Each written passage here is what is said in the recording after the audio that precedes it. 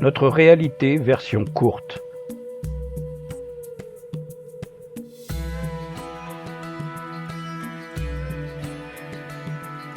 L'arnaque spatiale en chiffres et en images. Court extrait de mon film « Les aventures de Aditya L1 à Sonnywood, les conséquences de notre ignorance ».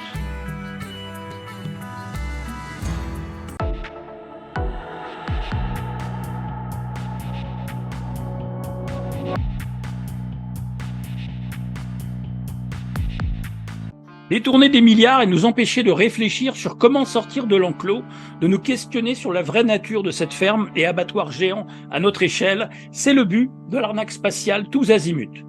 En 2023, le budget du CNES s'élève à 2,6 milliards d'euros.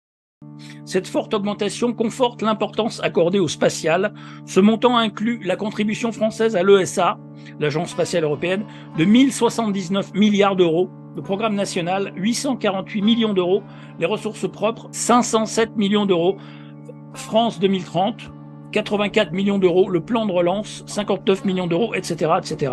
À ce titre, l'ambition française dans le domaine spatial a été assumée très fortement par le gouvernement. Plus de 9 milliards sur 3 ans ont été ainsi annoncés par Elisabeth Bornstein, la reine vampire du 49.3 lors de l'IAC 2022, soit une augmentation de l'ordre de 25% par rapport à la précédente triennale. Ce budget a été conforté par une souscription européenne record de 16,9 milliards d'euros votée lors de la conférence ministérielle de l'ESA en novembre 2022. Cela correspond à une hausse de 17% par rapport au budget alloué en 2019. Ce terreau favorable permettra d'impulser des programmes spatiaux ambitieux dans de nombreux domaines. L'accès autonome à l'espace, pas pour nous, l'observation de la Terre, les télécommunications, l'exploration, la sûreté et la sécurité, ainsi que le programme scientifique obligatoire. Le budget de l'ESA, l'Agence spatiale européenne, pour 2023 est de 7,08 milliards d'euros. Tout ça pour nous vendre du tomate pastèque dans l'ISS, nous jouant la Marseillaise au saxo pipophone pour faire la promo des JO de Paris en 2024. Je vous mets au défi de ne pas rire avant la fin de cette vidéo. Source Paris 2024. Depuis l'espace, Thomas Pastèque interprète la Marseillaise au saxophone.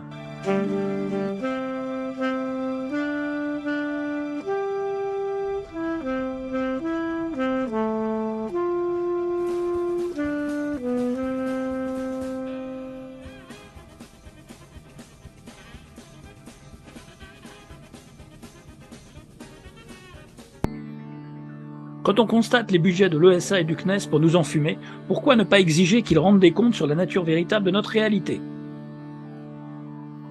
Comparons un décollage groenlandais avec un décollage de la NASA qui passe d'images visuelles réelles à un dessin animé graphique en quelques secondes chrono.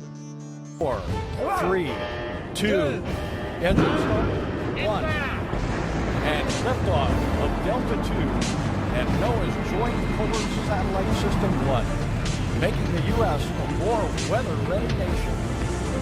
The Delta II is pursuing a flight azimuth of 196 degrees, just to the west of 100 degrees south.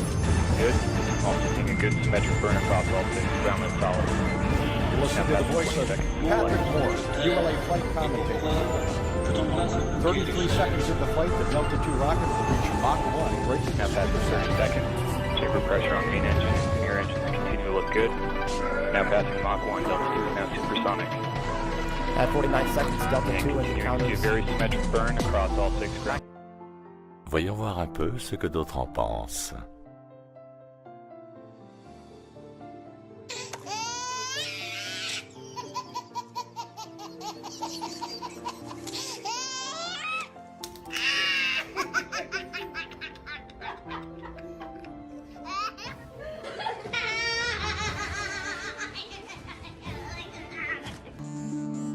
Pareil pour les provoques des politiques.